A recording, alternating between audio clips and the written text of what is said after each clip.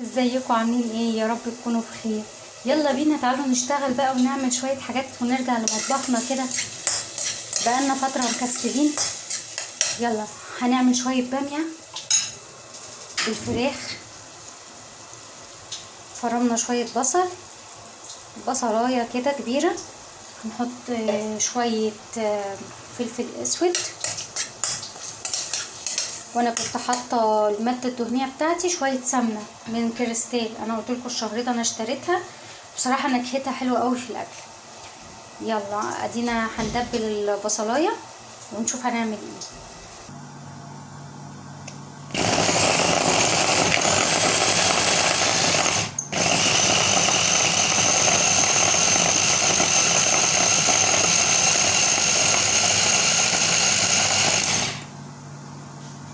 انا هنا بقى فرمت الطماطم، ماشي، فرمتها فرما مبرحا، وحطيت معاها كمان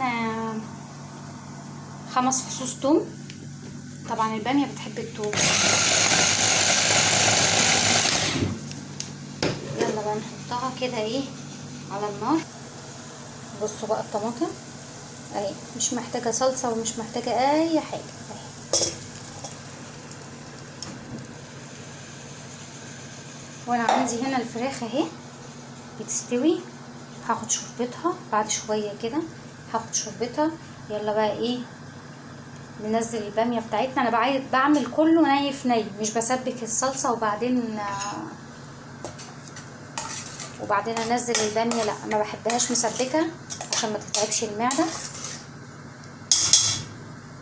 هننزل بقى الباميه. يلا اهي نزلنا الباميه بتاعتنا، واخده غلوه بعد ما اتقمعت.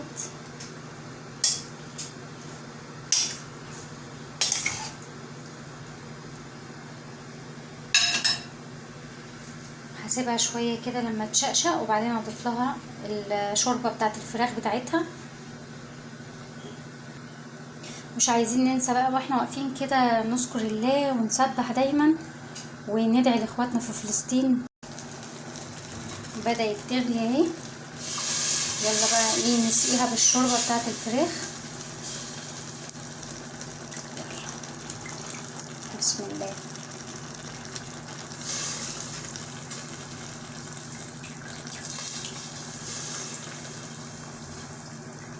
ان شاء الله مش هتحتاج بقى ولا صلصه ولا حاجه، تبقى حاجه صحيه كده ني في ني، وصحيه من غير بقى بهارات كتير، من غير حاجه. احنا حطينا فلفل اسود شويه كده، وهنظبط الملح بتاعها قرب السوا. انا بحب دايما احط الملح بتاعي قرب السوا عشان الحاجه ما تجرمسش او تاخد وقت في التسويه. يلا نغطي عليها بقى ونسيبها تتسبك، وتعالوا اقول لكم هنعمل ايه مفاجاه. تعالوا بقى بصوا المفاجاه. انا ايه، قطعت كام فص توم اهو، 5 فصوص، وقرن الفلفل ده خلاص هفرمه مع شويه الكمون وشويه الملح. نعمل ايه تتبيله حلوه كده للبتنجان بتاعنا. انا جايبه بتنجان كده عروس وجميل بصراحه. فيلا بينا نشوف التتبيله وبعدين نشوف هنعمل فيه ايه.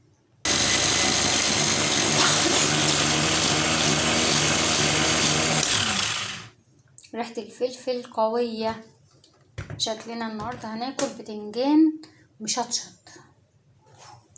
يلا بينا بقى نعصر عليه الليمون عشان يبقى مزز معانا كده وحلو.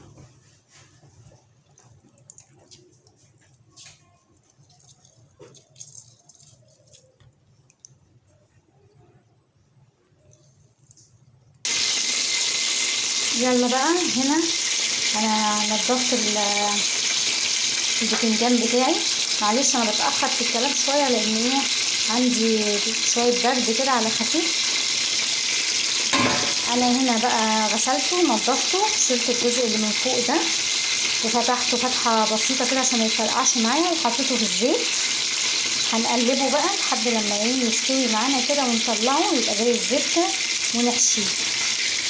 يلا بقى نبص على الباميه بتاعتنا. بصوا ما شاء الله جميله ازاي. نغطي عليها بسرعه عشان انا مبحبش طرطشه الدمعه دي. يلا ونشوف بقى البتنجان بتاعنا.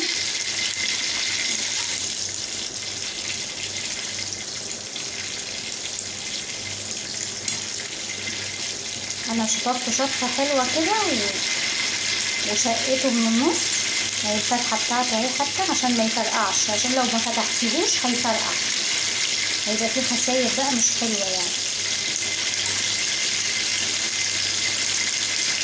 طبعا الباميه، الاكله الباميه بتبقى عايزه جنبها البتنجان ده بقى كده متبل ومشعوط كده وجميل. صحيح قولولي، انا جبت الطاسه دي بقى، قولولي ايه رايكم فيها كده، حلوه ولا مش حلوه؟ يا رب تكون عجبتكم.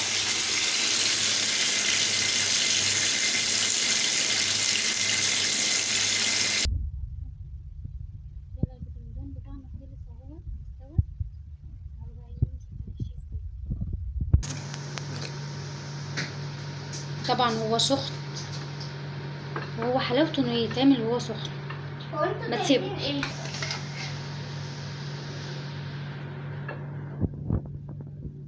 هو زي ما قلت لكم احسن حاجه يتعمل وهو سخن كده عشان يشرب.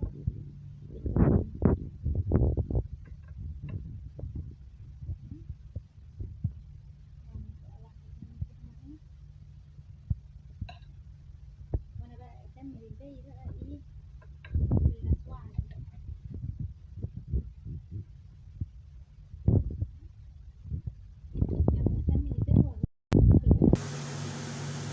وادي البتنجان بتاعنا بعد ما خلص تبلته اهو. التتبيله تاني اللي ما كانش متابع هفكركم بيها تاني. حطينا قرن فلفل مشطشط، عليه معلقتين كبار كمون، عليه معلقه ملح، والملح ده حسب الرغبه، عايزه تقللي عايزه تزودي براحتك. هي معلقه ملح اللي حطيتها، معلقه الشاي تمام، مش المعلقه الكبيره، وبس على كده. وعصرنا بقى ليمون، لو عايزه تحطي نقطتين خل تمام، انا ما حطيتش خل اهو.